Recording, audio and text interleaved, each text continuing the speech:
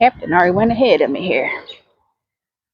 Alright guys, today we're at the Elizabethtown, Kentucky City Cemetery. We're going to walk around. We've never been here before, but got some flags we're going to put out for some veterans. Looks like there's some signs down here to read. A very windy, busy day.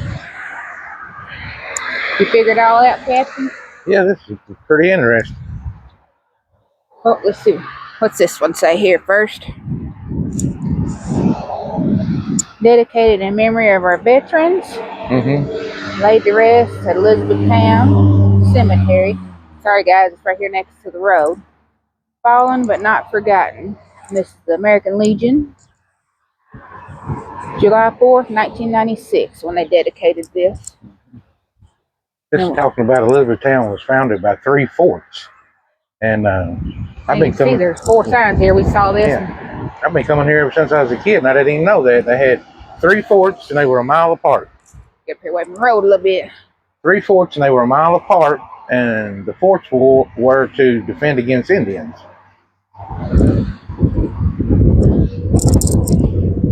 It's so windy today. Very windy. We had severe storms last night, so today we have the wind. Let me check and make sure on the back of this sign.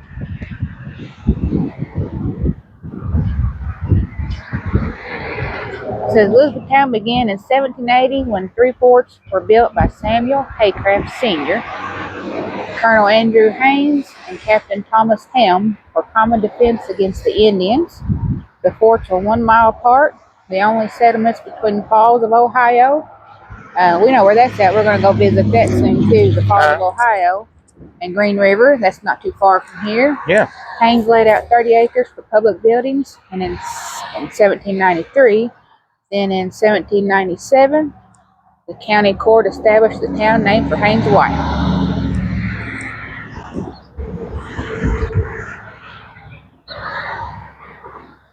This is on the Battle of Elizabethtown. He put cannons right up on top of this hill. We're going to show you probably a bird's eye view on where he was shooting cannons, and the city's over this way, and where he used his artillery. But evidently this is the highest point around town, which gave him a bird's eye view of the town. Yeah, you can see how this cemetery is up on the hill here. So we'll go up there and we'll pan out so you can see how he'd be up there with big artillery cannons. Okay. And then, of course, this John Hunt Morgan, he is all over. He's all over the place. So.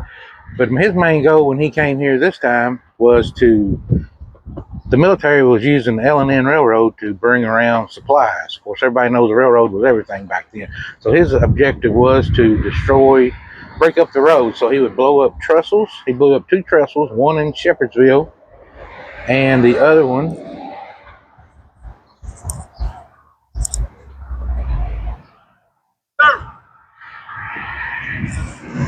Does that say something different?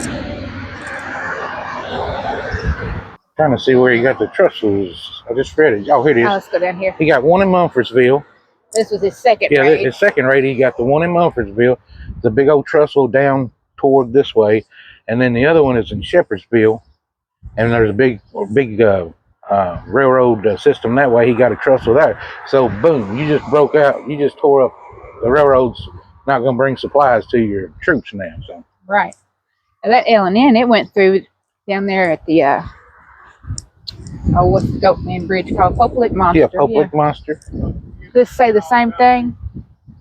I wonder if that was a trestle he might have tore up at one time, you think? I wonder. That's what I said. Because it's built backwards still. Signs, they all make a connection. All these little old towns are all connected in these military things. But yeah, and down around Lebanon Junction is down toward the Mumfordsville area, and that place in Lebanon Junction is down toward the Shepherdsville area. So Lebanon Junction is a big train. A lot of trains went through there from Louisville to Nashville and carrying supplies back and forth. So I read down there where it says in 11 days. You read that loud? Yeah, I'll find it there. Down here.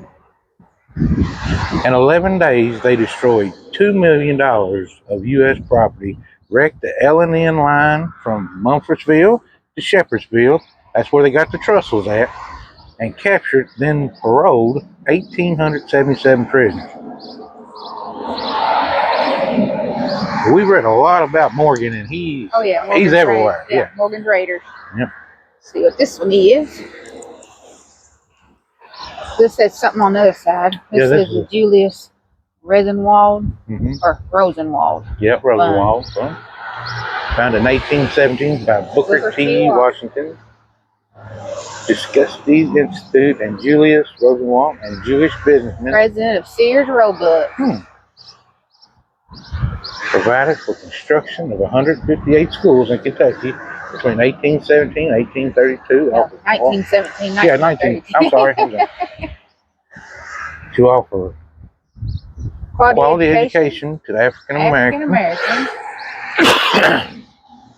That's led to education of over 500,000 students. That's good too. Let's see what's on this side. I wish they'd put an arrow like usually most of them say over at the bottom, so you knew. And this is the Bond Washington School. This site purchased in 1869 by the trustees of the African School of Elizabethtown. It was the location of District A School from 1888 to 1923, when the East Side High School was built with aid from the local African American community, and the Rosenwald Fund, renamed Bond Washington, graded in high school in 1928, served as a high school until 1956, elementary school until 1959. And these have just been redone. I've noticed they're in real good shape. So I noticed this side had the gold on it, the other side didn't. Yep. All right, let's see what this is here. Of course, anybody that when you're all riding around your local towns and stuff, and you see these big historical, they are really neat. We do this a lot.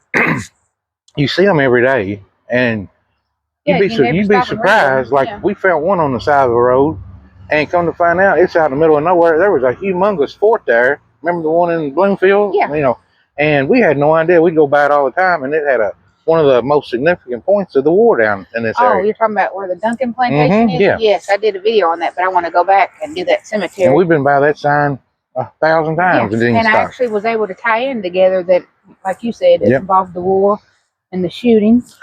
All right, this is Samuel Haycraft Jr. from 1795 to 1878. All right, in this cemetery are the remains of Samuel Haycraft, who was born in a double round log cabin in Elizabethtown during the pioneer period. His father, Samuel Haycraft Sr., Revolutionary War soldier and prisoner Miller, was the donor of the adjacent cemetery acres. Samuel Haycraft Jr. served as clerk in both the Hardin County Court and the Hardin Circuit Court. He was a member of the Elizabethtown Bar, state senator, supporter of the Union, sponsor of the state monument to Daniel Boone, acquaintance of Thomas Lincoln, a correspondent of Abraham Lincoln. A lot of history here. And then also the author of A History of Elizabethtown, Kentucky and its Surroundings that he wrote in 1869. So now we're going to do a panoramic view. We're going to go to the top where Morgan put up his artillery, and we're going to see the view that he saw when he was bombing the town, and then we'll look at some other historical points in here. Like I said, we brought some flags, so we're going to, if we come upon, sorry, it's a loud car. They're having a car show here. They're having a car show today, and every hot rod in the country has been behind us today. So we're going to, if we walk across, see some veterans, we're going to put out some flags. Yep.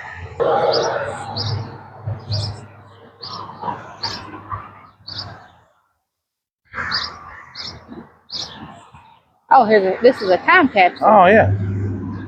Donated to this community by the First Federal Savings. I know they're going to open in 2079.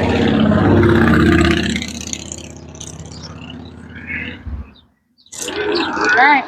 This time capsule will be open in September of 2079.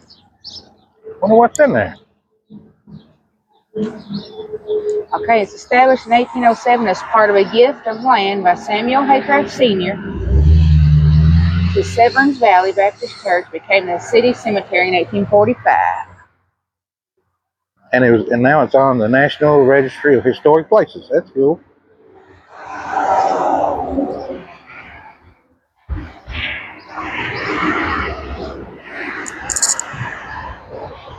You get this glimpse of this pictures here. So There used to be a thing where you get the pamphlets. So everybody, this is going to put some faces with the people. You can pause and read it if you'd like.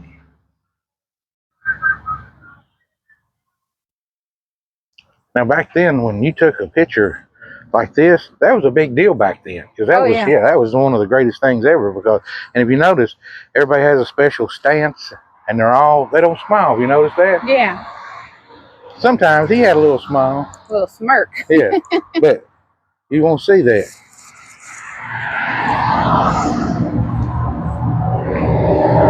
Here's where it talks about the Battle of Elizabethtown, December of 1862. Okay, now here's the Mumfordsville, this area. Here's Elizabethtown here. Now, Lebanon Junction is somewhere over, well, Mumfordsville here. I think Lebanon Junction is somewhere, Louisville, somewhere up in this area where I'm thinking Lebanon Junction. Here's the cemetery. This is the picture. There's his wedding picture of John. Yeah. General John Hunt Morgan and his wife Maddie. Look at the clothes that she wore. Oh yeah. See it there. Sun kind of blocking. Okay, here's one of the trestles that he got here. Got this trestle right here. Yeah. And then General Bragg. That's General Bragg. And then who we got here? Oh, yep, like I said, the Louisville National Railroad, because all the stuff, of course, Louisville was a big deal and Nashville was a big deal. Everybody else in the middle, Louisville and Nashville were supplying them with all the supplies. So then I'm going to scan this where it talks about the Battle of Elizabethtown if you want to pause and read it. That's a lot to stand here and read. Yeah. That's interesting. If you see any key points that you want to read, you can go ahead. But now it's up here. It was talking about the Parrott gun was placed in the pike. It was opened as soon as the last message from Colonel Smith was received, and as suddenly as if its flash had ignited them, Palmer's 4 guns roared out from the hill on the left of the road about 600 yards from the town where General Morgan himself was superintending their fire. The enemy had no artillery, and ours was battering the bricks about their heads in fine style. Palmer, who was a capital officer, cool and clear-headed, concentrated his fire upon the building where the flag floated, and the enemy seemed thickest and moved his 6-pounders into the very edge of town. Colonel Basil Duke. So we're going to go now into the cemetery and maybe go up on top of the hill and see if we can see where they got the bird's eye view of the town. And it looks like here in this, they used to have little pamphlets in this box. I don't know if I think there was an electronic computer screen in there. Oh, it tells about where the memorials are? I think when you walked up here to it, this eye is supposed to tell about it. Yeah. Well, that would have been neat to see, but I see they've had trouble with the wood bees too. We're going to have to get those too. All right, let's get in the Jeep and head up the hill.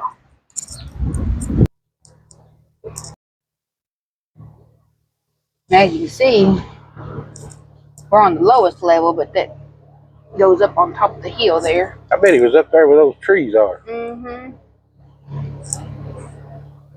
Oh, look at this. I've never seen one like this. Got an extensive steps up to that. Yeah, we'll have to go up to that too. Yeah, there's a cannon. There's a cannon right there. So okay. Yeah, we definitely got to head there. I'm going to pull off here. You should circle around. There's a road right there. Oh. Road where? Oh, up here? Yeah, how big is it? Yeah. In between those stones there. You can't hardly see it where it's up that hill. I've always wanted a cannon. I love this cannon.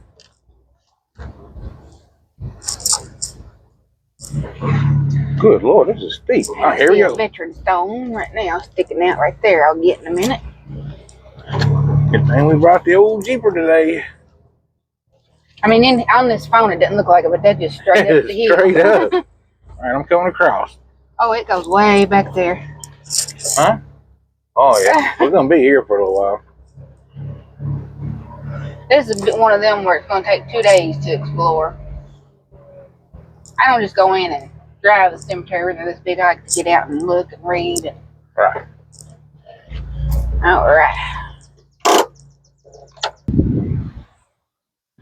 Of course, Wayne loves cannon. So. Oh yeah, that's a nice one too. Mm-hmm. What did you get ready to say? Bad word? That's a nice. All right, let's see.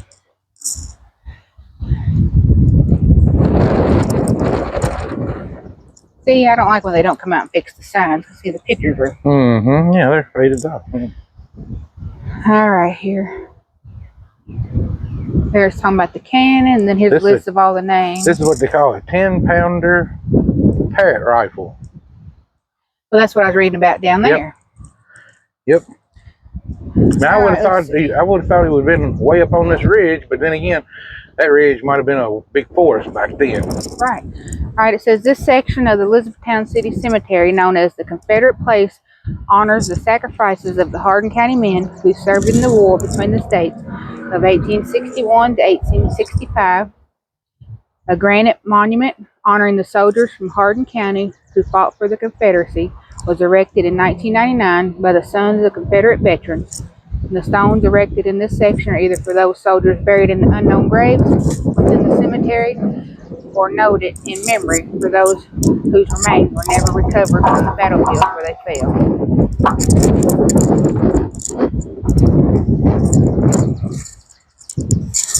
All right, there's a lot of unknown or in memory of here. Let me get this second sign here real quick. And here's a list of the other names if you want to pause and read those.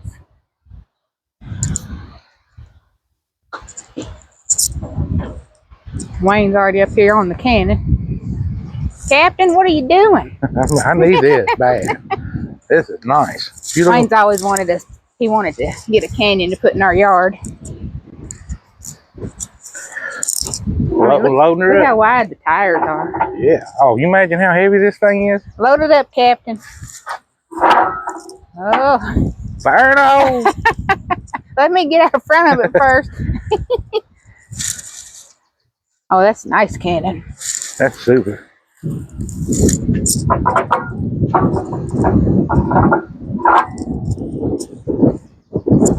All right. I know this is probably a dumb question, but is this an actual real cannon? This is a replica. Replica? Yeah. But what you would have is a big breech system here. Okay. Boy, it'd be we'll nice. have to film this year at the Perryville Battlefield that we usually go to their reenactment. They do the real canyons and canyons. They do real cannons. Yep. Yeah, you'd have an opening mechanism back here that you.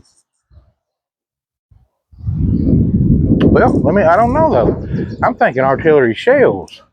Back then, you wouldn't have artillery shells, so everything would be front loaded. Mm-hmm. So you'd put in everything, and then right here, you'd have your wick and pow. Yeah, it does have the little wick. You'd have your wick hole, You'd shove it full of powder. Yeah. Put your second stage in, and then what's a 10-pounder, you said? Yeah, you wouldn't have, this would have to be solid on this. This is like a muzzle loading cannon, like a muzzle. Here's where you're gonna move it, whichever up or down or. But now, if this was like a modern day cannon, they definitely would have an opening in the breech. Yeah. Yep. It's at 1861 on this. All right, I see some soldiers here. We'll go up here and read some of these really quick. This is James Lewis, 1836 to 1913. I know the Company A, 3rd, maybe Los Angeles Cavalry. No, Louisiana. Louisiana Cavalry. And CSA is? Confederate States of America. There you go. Yeah. Then we got Private John Franklin Pryor, 1846 to 1891. So they didn't put on his month that he was born or the month that he died. Then we have William Ross, March 1836 to 1923.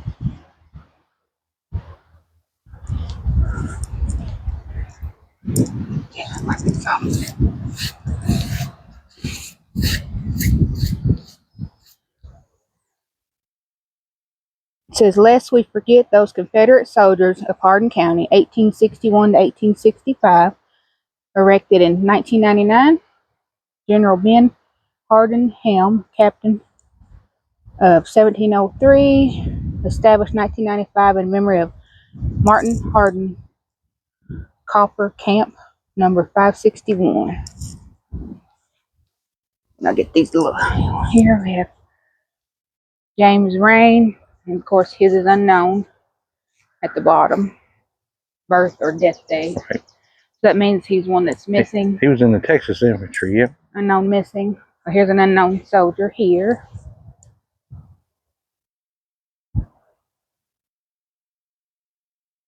I'm seeing so many ornate stones. Mm-hmm. Here we have another unknown soldier. I can see though that they are actually getting between the stones good. Yeah. If you come over, you can see downtown from here, though. Okay. I see now why they might have came here. And then we have another unknown soldier. Is that a gunshot? It was a backfire. Oh. Yeah, off in the distance. You can even see the hospital from a distance from here. Yeah. All right. Now that stone's kind of slid down the hill there. I wonder how something like that moves.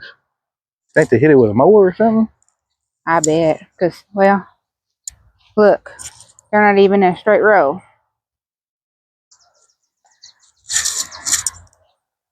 I'm noticing there's a lot of, what would you call these, like home family plots where they have the stone around them? Uh-huh. Yeah, family lots. Yep. This is the Joplin lot. Yep, we have the Joplins. Okay. Look at their little beautiful statue. So much detail. Mm-hmm. Then on this side is the Robertson family. Look at this. There's stairs coming up to all of these.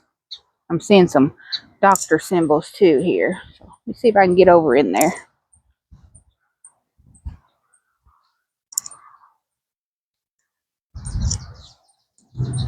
As you can see, it has the steps come up, and here's another step. Oh, something just got on my foot. And look at the ornate detail in the steps. Very nice. And this is the brown Poozy. Let me go up to there and read that. I don't have my glasses on, so everything's too far away. But look at the detail in this stonework. Those who lie here met faithfully life's responsibilities. Isn't that beautiful? Isn't that beautiful? Oh, yes, it is. Yes. Captain done way down there. I've never seen one with this much detail on the, no, this is very detailed. Steps. So much detail on there. I mean, even to the bottom, look. Look at the leaves. That's very detailed. All right, yep. See, Robert Burns Poozy was a physician, son of Joel. Can't read all of it here. Let's see. Born August of 1836, passed away September of 1889. He graduated Jefferson Medical College.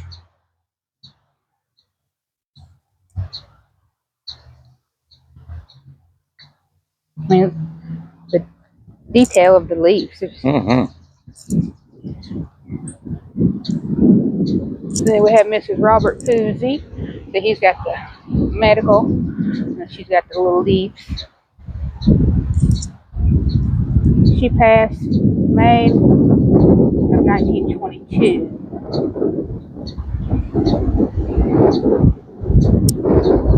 She was born August 6, 1846.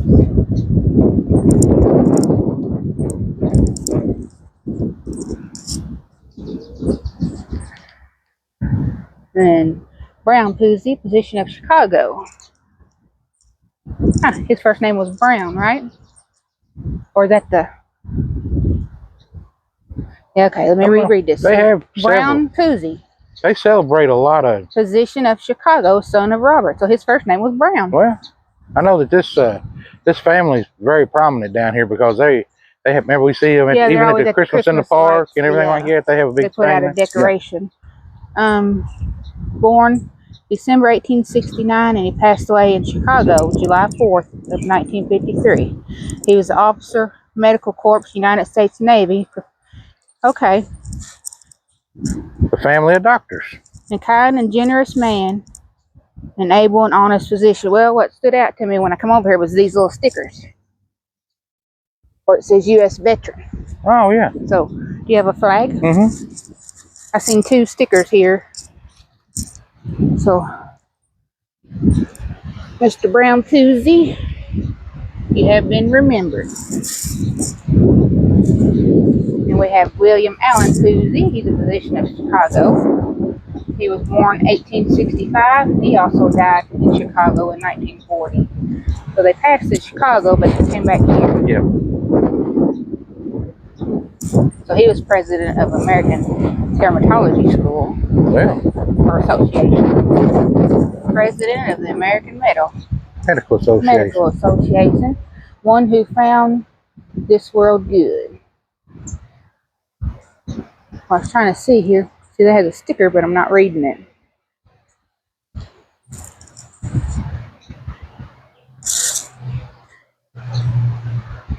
I'm going to put one here just in case, because the sticker's there. Mr. William, you have been remembered. Notice the heel is kind of going out here. All right, then we have Thomas Hastings. His mother was Edith Brown Hastings, who are buried in the Cave Hill Cemetery in Louisville. Yep. Which we've been there. We need to go back. That cemetery is humongous. Sorry to skip my microphone. Born 1876, passed in 1914. He was a useful citizen of Los Angeles for 14 years. A courageous soul who was vanquished only by death.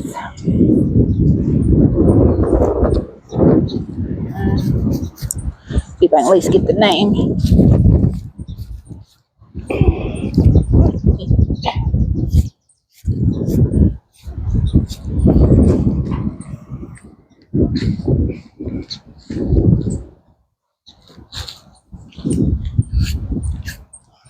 All right, Willie Davis Brown and Fanny Brown.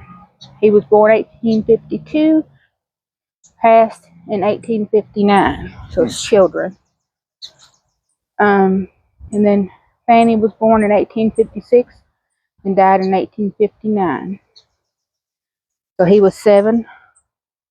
They both got scarlet fever. Children of Alfred and Mary, who died with the epidemic of scarlet fever of 1859. That's awful. There's a cigarette butt on there. And they have the little leaves. That's awful.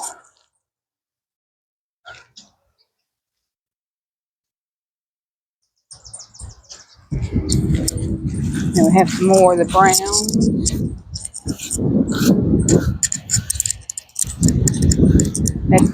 And Mistress A.M. Brown? Yes. Daughter.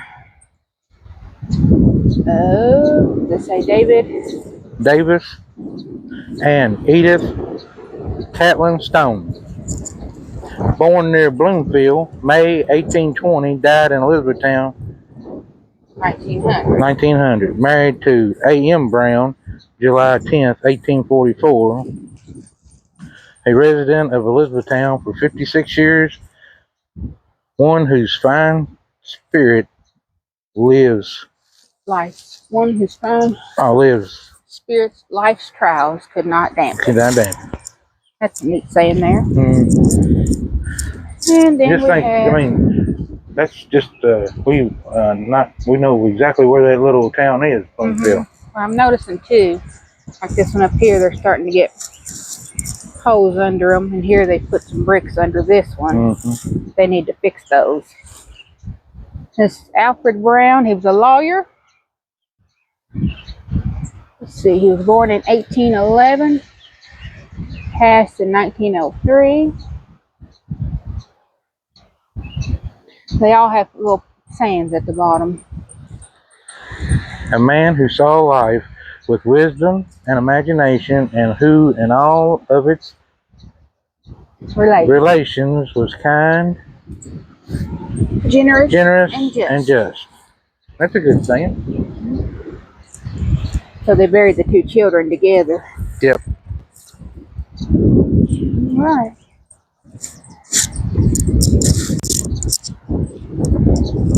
It was a very nice family plot. Very nice. Now we're going to back up, and we're going to go back into the older section and look around. Look at this one. Yeah, I noticed that one a while ago, how shiny it was. Mm-hmm. Yeah, there's a lot of family plots here. Yep. Right. Very, very windy today. I'm hoping this video comes out. We've had so much wind, rain. Yeah. Now this here I see. Let me check this one out real quick.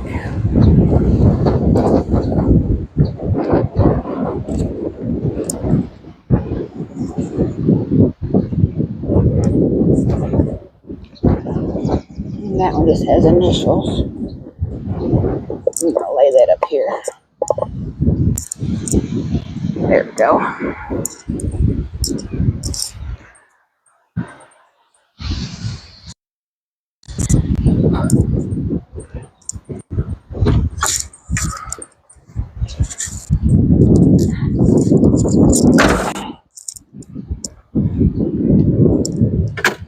We're gonna head up this direction.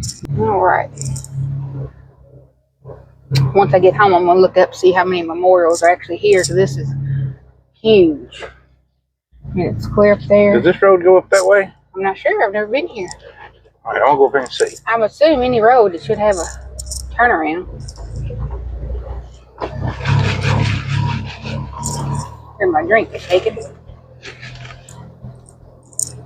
Now this is straight up.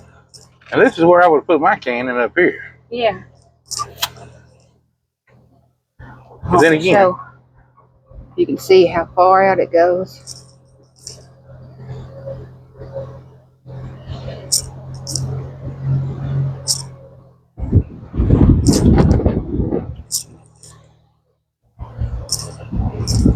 Yep, looks like the road will go around. Yeah.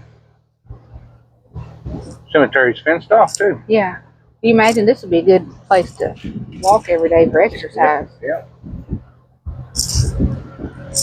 Beautiful. That was about ready to fall. Oh. A little child. Yeah, this is where Susan. you're heading. Now, this would have been a better place, but you can't, Mr. Morgan. Well, I'm sure he moved it everywhere. Maybe that was just the last spot before they finished. Oh, yeah, right here. Yeah, you could do some damage up here. Oh, yeah. Let me zoom in here, though. Oh. See it?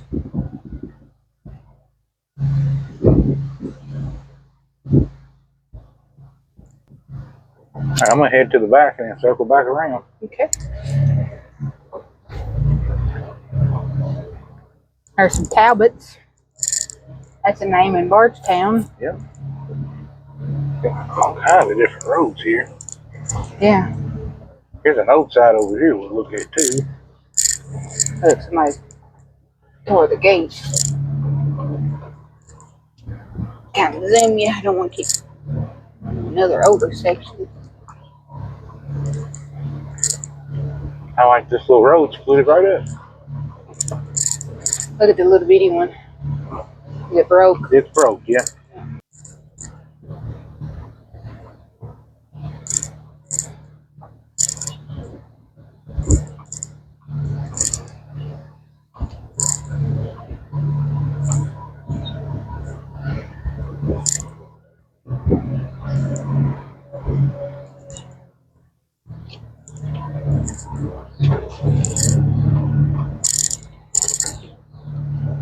Okay.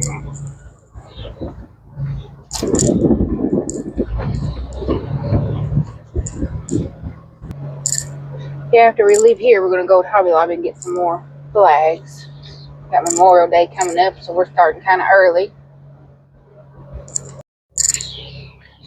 Alright, it says there's 6,637 memorials here.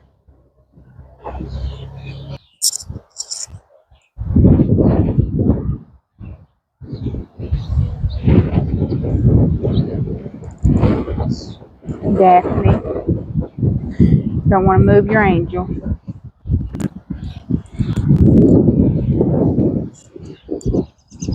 The Emma Coates, 1935, 2003.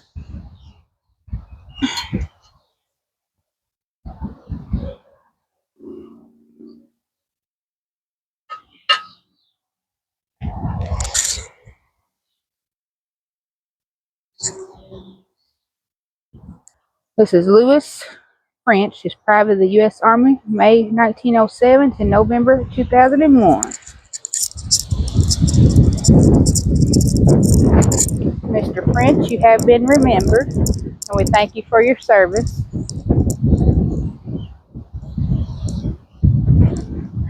Wind's gonna blow them, and I saw a couple more up this direction. Okay.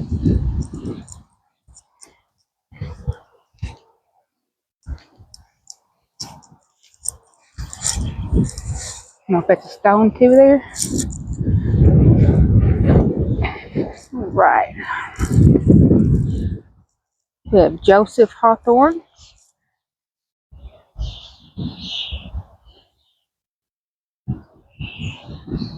Corporal, U.S. Army Air Forces, World War II, February 1922 to January of 1999. Mr. Hawthorne, you've been remembered, and we thank you for your service. Look at that pretty stone with the mountains in it. Oh, yeah, it's got him fishing and deer. Ricky Caldwell, June 1963 to April 2019.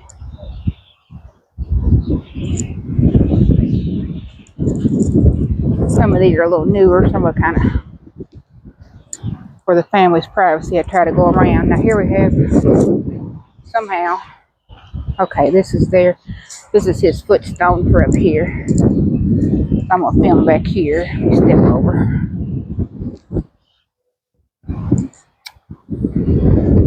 Leonard Aubrey, Sergeant First Class, U.S. Army, Korea, December 1928 to February of 1993. So you can either put it here. I was gonna say, they put it this stone or up there. I'm gonna put it beside the military. Okay. Like I said, that's his footstone. Mr. Aubrey, you've been remembered. We thank you for your service. And then, I guess I'm assuming his wife. Yeah. 1931 to 2011.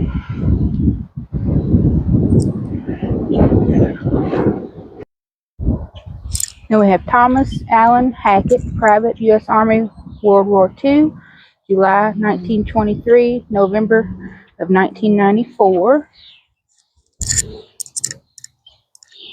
Mr. Hackett, you have been remembered, and thank you for your service.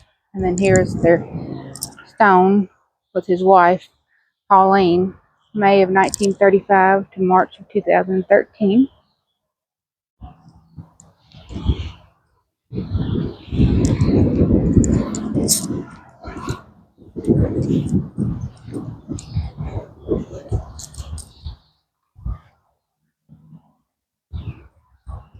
Then we have Paul Hollop, Private First Class, U.S. Army, World War II, December 1923 to July 1994. Mr. Hollop, you have been remembered, and thank you for your service. Got one more? Got one more with us today. Well, just whichever one you come to first. I know there's plenty more I'm seeing, but you head to a direction. I don't like skipping them, so.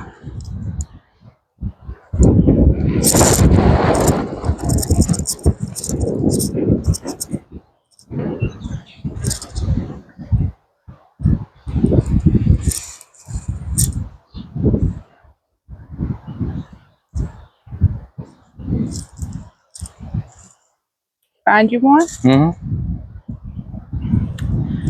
Willie Davis Special. I'm not sure what that is. SP3 U.S. Army, Korea, January 1916 to 1981. Mr. Davis, you have been remembered, and we thank you for your service. So, guys, if we don't know all the initials on here, we're just trying to put out the flags, but I'll need to look that up. I know there's plenty of you that do. Yeah, we'll look that up and be careful. Yeah. I'm noticing this one. Before we leave,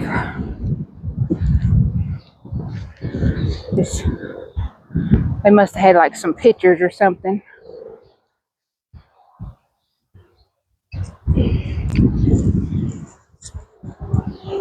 Gore.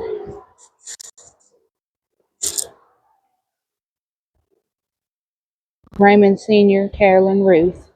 Raymond, 1948 to 2014. Carolyn, 1948 to 1992.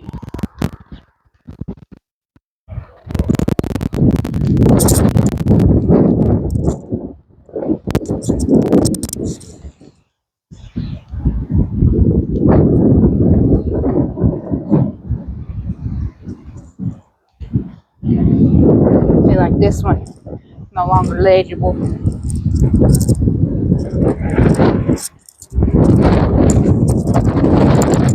Look at the wind whipping through the tree. Oh, yeah, it's very windy. And they go way down there as well. Mm-hmm.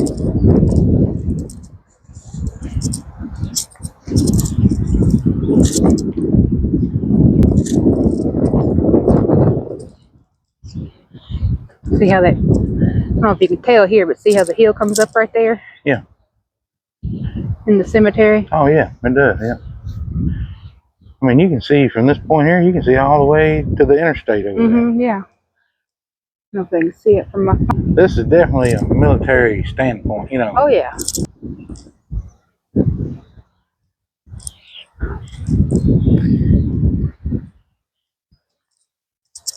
All right, we're out of flags. We're going to go get some more. So we appreciate you all watching. Hope you enjoyed it. Hope we all learned something new together. And until next time, let's see what's out there.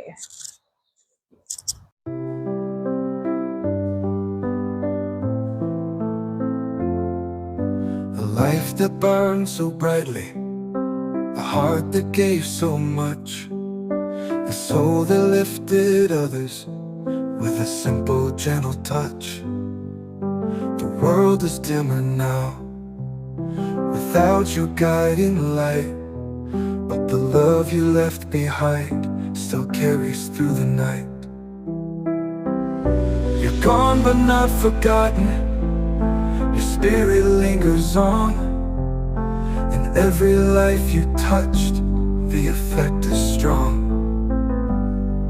Though time may pass, your memory stays strong. Gone but not forgotten, your legacy lives on.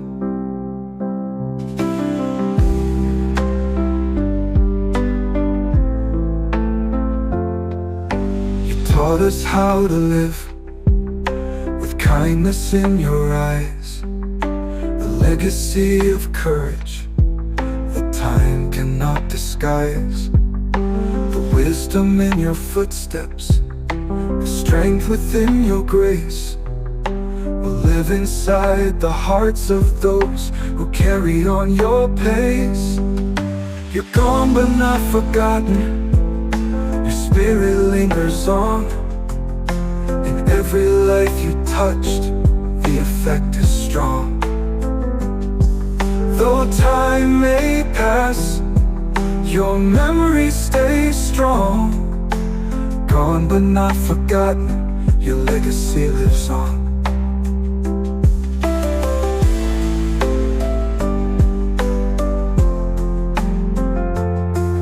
We mourn the loss, but celebrate the love you gave. In every cherished memory, your heart is what we save. Though your journey's ended, your light will never fade. Every breath will honor what you made. You're gone but not forgotten, forever you'll remain in the whispers of the wind and in the falling rain. Though you walk no longer, your spirit's far from done. Gone but not forgotten, your legacy lives on.